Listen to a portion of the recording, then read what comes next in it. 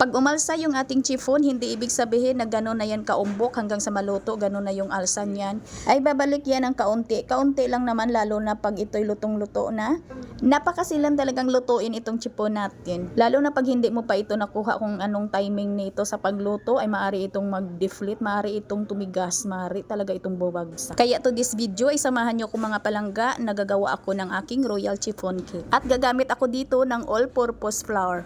Meron ako ditong tube pan na small yung sizes nito at banyahan ko lang ng shortening kasi ilang gamit na ito mga palangga, dumidikit na. At gagamit lang ako dito ng 5 piraso na large na itlog. At isipirit ko lang yung egg yolk at saka yung egg white. Sa pagsisipirit ko nito ay kailangan yung aking kamay ay tuyo, hindi basa at lalong hindi mamantika. At ganun din yung bowl na paglalagyan ko ng aking egg white ay malinis, tuyo at hindi din mamantika. At iniingatan ko po talaga na yung aking egg white ay hindi po mahaluan ng kahit maliit lang po na egg yolk. At nang natapos ko ng paghiwalayin ay isit aside ko lang itong aking egg white ay uunahin kong gawin yung aking royal butter.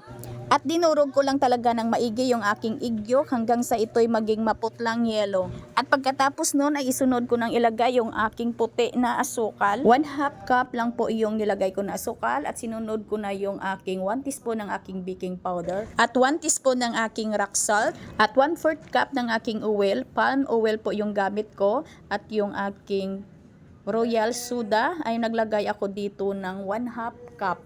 Kayo mga palangga, depende na sa inyo. Kung ayaw nyo ng soda, pwede namang yung tubig na lang or yung evaporated milk. At tunawin ko lang yung aking asin at yung asukal bago ako dito maglagay ng harina. Para sa ating ingredients dito mga palangga, bisitahin nyo lang yung ating caption. Ilagay natin doon yung grams, yung ating mga ingredients, yung ating mga sukat.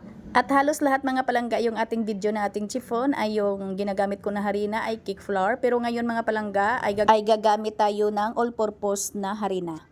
All-purpose na harina po yung ilalagay ko dito. At haluin ko lang ito ng mabuti hanggang sa kuminis yung aking mixture.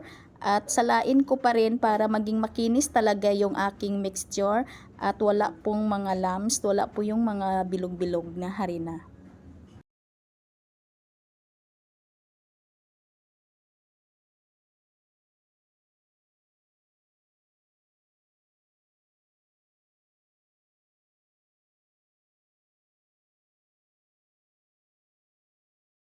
Ayan na mga palangga, makinis na po yung aking mixture. Itabi ko lang ito at magbati na po ako sa aking egg white. Ito po yung aking 5 piraso ng egg white.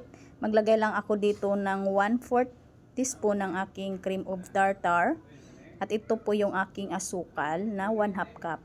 At batihin ko lang ito sa mahina lang na speed. Nasa number 1 lang po yung speed ko sa aking hand mixer. At pagkatapos, pag medyo kuminis na ng kaunti, yung maputi na, ay saka ko na inilagay yung aking asukal na paunti-unti. At nang unti-unti ko nang nilagay yung aking asukal, ay inilipat ko na sa number 2, yung speed sa aking hand mixer. At yung attachment ng aking hand mixer ay malinis, tuyo at lalong walang bahid po ng mantika.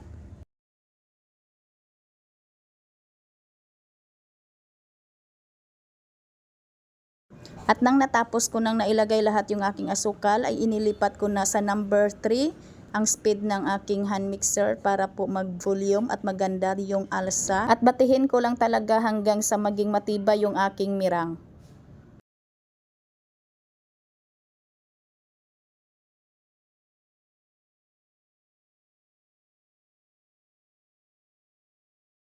At ito na po yung aking mirang.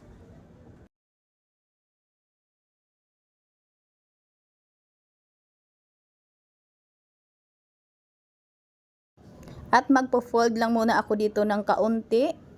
Kukuha lang muna ako dito ng kaunti gamit yung aking spatula. At saka ko na po ibuhos lahat dito sa ating mirang. At iniwanan ko muna ito saglit. Nag-preheat lang ako ng aking oven para po mainit. Nag-preheat ako ng mga 10 minutes. Alam ninyo mga palangga, noong hindi ko pa ito kabisado ay ito pong pinakaayaw ko pong gawin. Pero ngayon nakabisado ko na talaga yung aking oven.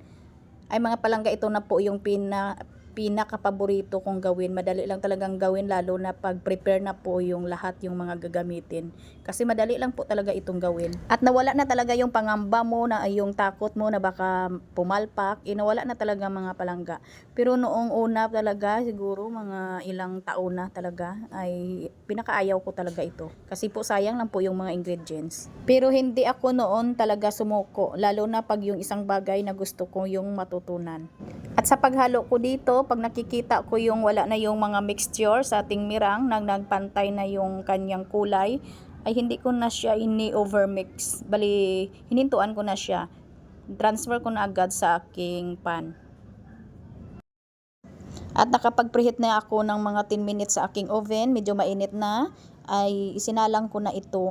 At sa aking gamit na oven na 45 liters na Hanabishi, ito po yung aking baking time. Nananatili lang po sa 180 degree lang po yung init ng aking oven kasi hindi naman ako gusto na bumitak ito. Nakasteady lang po talaga yun sa 180 yung init ng aking oven hanggang sa ito'y naluto, hanggang sa natapos ko yung 60 minutes. At dito po ako nagbase pag alam na natin na lutong-luto na yung ating chiffon, ay yung kada gilid niya mga palangga ay medyo umaangat na siya. Ayan po, umaangat po yung bandang gilid niyan. At kanina yung ating chiffon habang umaalsa ay alsang-alsa, pero ngayon ayan na po. At habang nasa loob ng oven yung chiffon ko, habang na niluluto ko ay iniwasan ko talagang hindi ko magalaw yung oven.